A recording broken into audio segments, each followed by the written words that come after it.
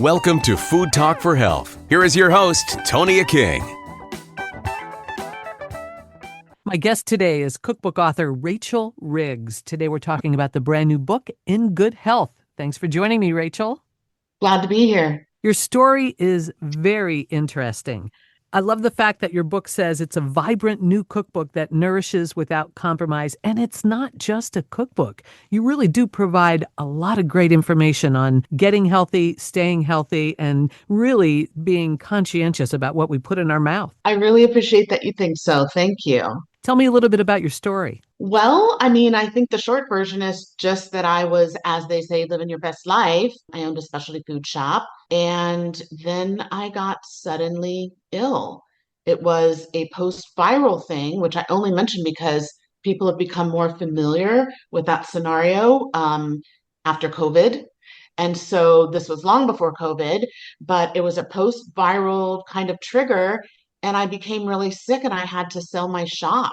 And then not only did I sell my shop, but then I ultimately learned that I needed to change my diet. I at least needed to do an elimination diet and see if there was any impact. And it turns out there was a huge impact. And so what I thought was temporary, I assumed I would eventually add those foods back in. After all of these years, it's been 10 years now, I really have not added many of those foods back. And I have put that to the test like everybody else. You think maybe things have changed, maybe you can reintroduce things. And I put that to the test a lot of times. But since then, my stance has really evolved. I wouldn't go back in this respect.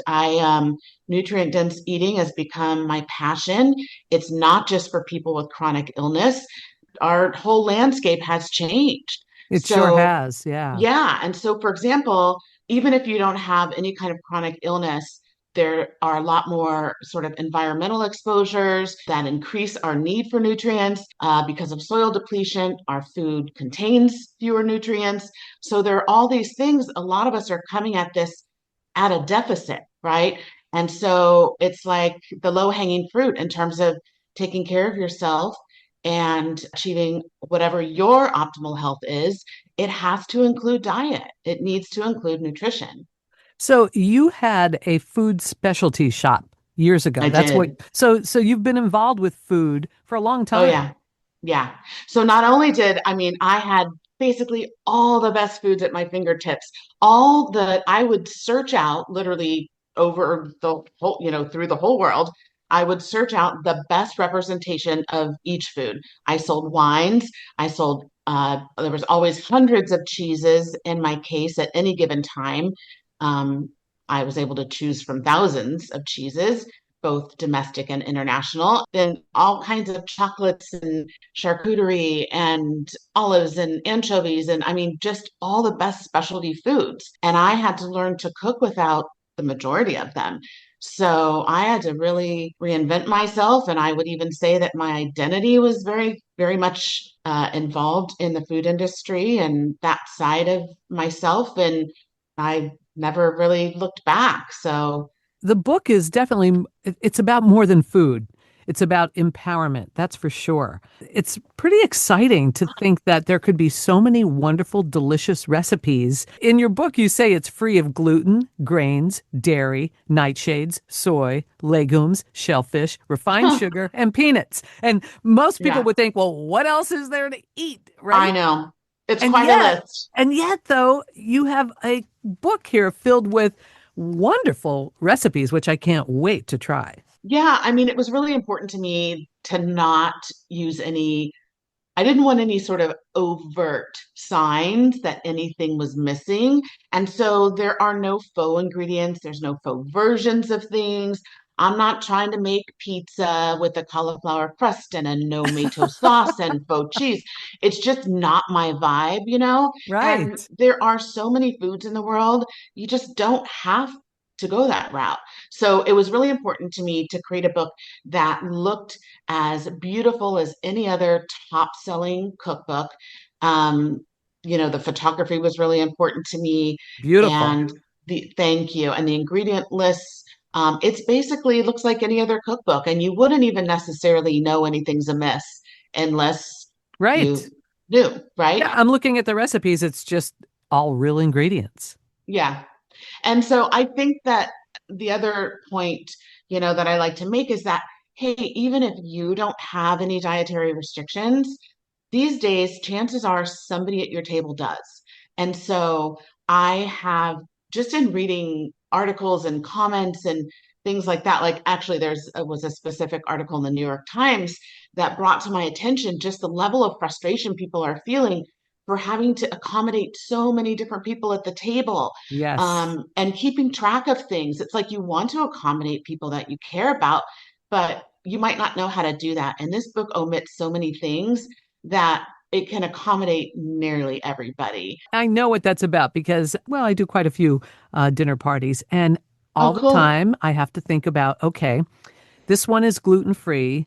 This one is vegan. This one only eats meat. There are a lot of things that you have to think about when you're entertaining with people that have different food sensitivities. It can be challenging. By the way, we need to bring back the dinner party for Yeah. sure. Yes, I agree. Let's talk about some of these delicious recipes. Why don't you share some with us? Short, sweet, and delicious. The ingredient list is not a mile long. The ingredient lists are short, the prep is minimal. This is an ingredient focused book, not it's not about fancy techniques. Right. So for dinner parties, my favorite, I hope you'll make this for your next dinner party, is the everything seasoning encrusted halibut with a horseradish aioli. Ooh, That is dead easy. Halibut is available, fresh wild halibut is available year round, so it's not a seasonal recipe. And it's just one that's always a huge hit. So it's sort of theme specific. yeah. Tell me about that delicious halibut, how you do it. So everybody's in love with the everything bagel seasoning, right? It's Yeah. ubiquitous. It's everywhere. My favorite is Trader Joe's brand, but so the halibut is just encrusted in that seasoning that everybody loves and most of us have in our pantries. And then it's a super easy aioli that you make with a mayo instead of, sort of making your own mayo from scratch. You just use your favorite mayo and a few other ingredients, and that's it. And it's dead easy and it's super popular. It looks impressive because you've got that seasoning crust on the outside. And again, it's like halibut's year round. What are the ingredients in the mayo? Not Oh, very many. There is lime zest. Think there might be a little bit of lime juice. There's prepared horseradish rather than fresh grated horseradish, and your favorite mayo. So I mean, it's an easy aioli that's made with mayo instead of like great. totally from scratch. Yeah.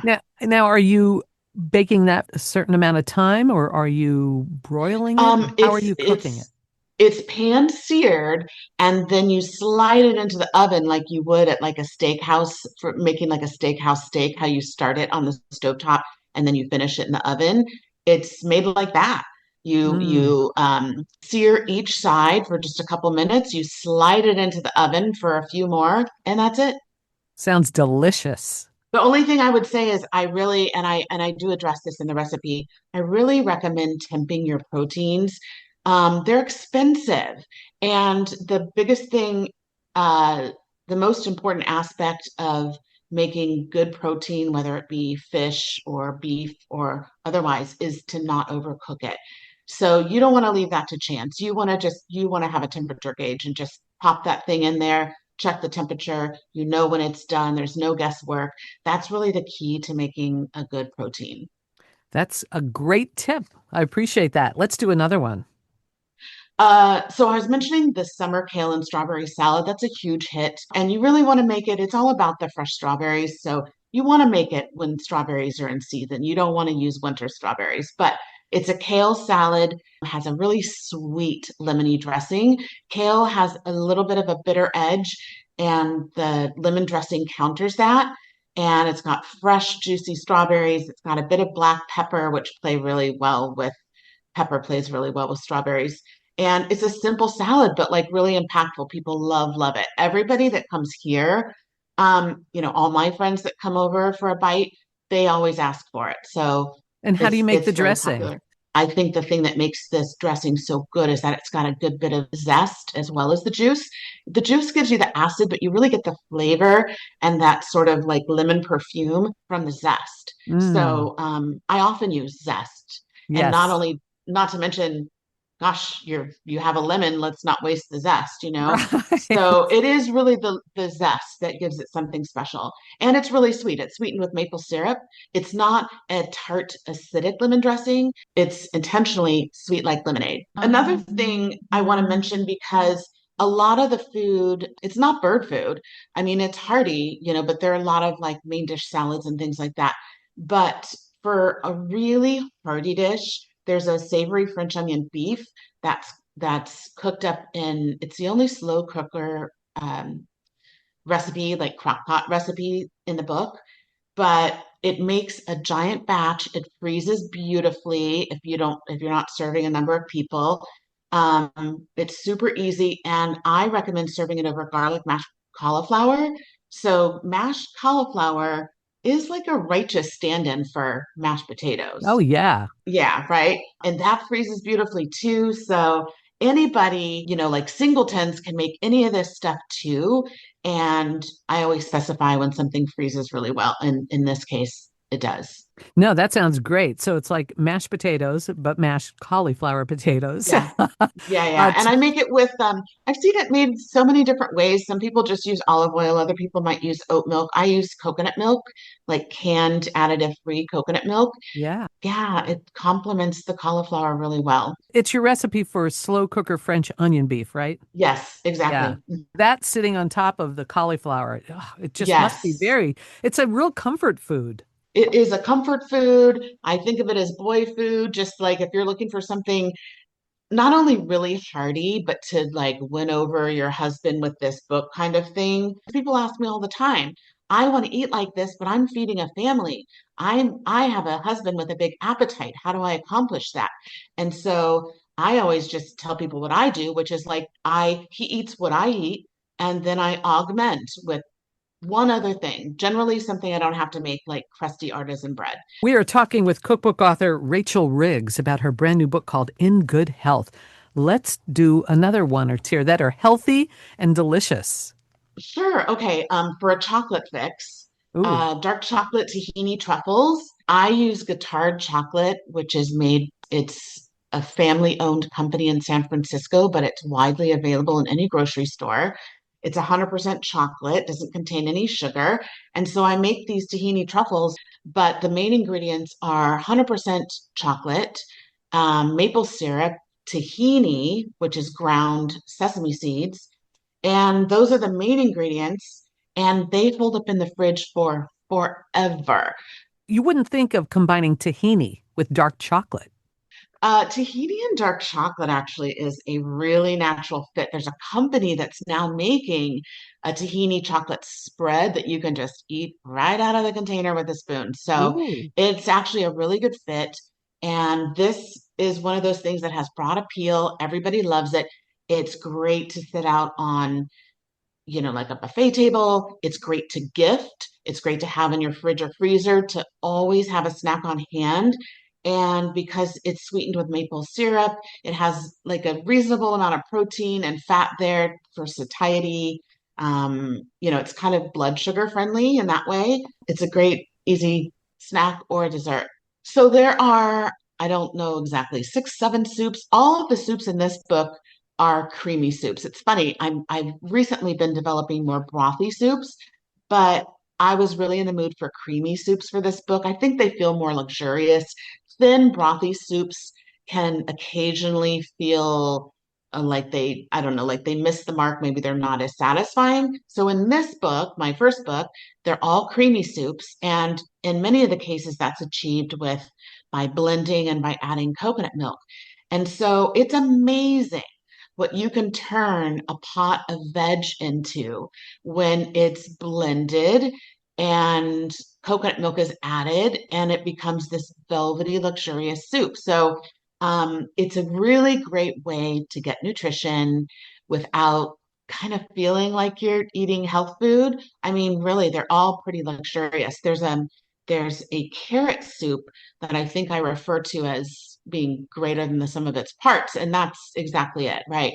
It's like essentially a pot of veg that looks completely unappetizing to me, blended and then coconut milk is added. So and I also want to add that I don't care for cooked carrots at all, but this soup, it has complexity because of the other ingredients.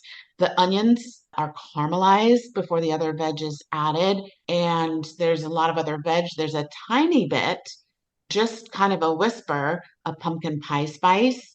It's like one of those staples. It's very popular. Well, what I like is it's dairy free. I love making smooth soups like that are dairy free and you wouldn't even realize it. Yeah, I mean, it's got coconut milk, so it has all of those The same creaminess. characteristics. Yeah, it's just not achieved with dairy milk. Yeah, I think that's great. So that is your carrot soup. Yes. I always say this is like a good way to get a hit of nutrition.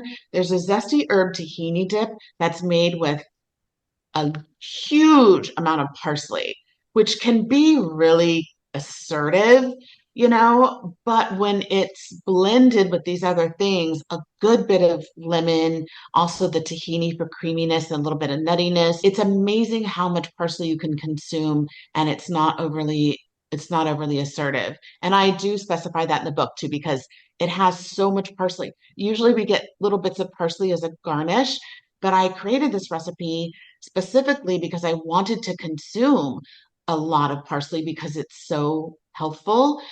It's such a nutritional powerhouse. I thought, how can I work a lot more of this into my diet? And I created this dip for that reason.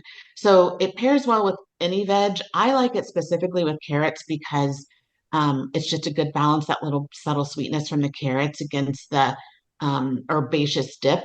But yeah, it's a staple. People love it too. Yeah. We're talking with Rachel Riggs about her new book, In Good Health. Do you have any other tips that you'd like to share, Rachel? I think one of the things I want to be sure to mention is that I think the cakes in this book are really life changing for people who have a sweet tooth, always want to have a cake on the counter, that kind of like welcoming, something to offer an unexpected guest, a bite in the afternoon.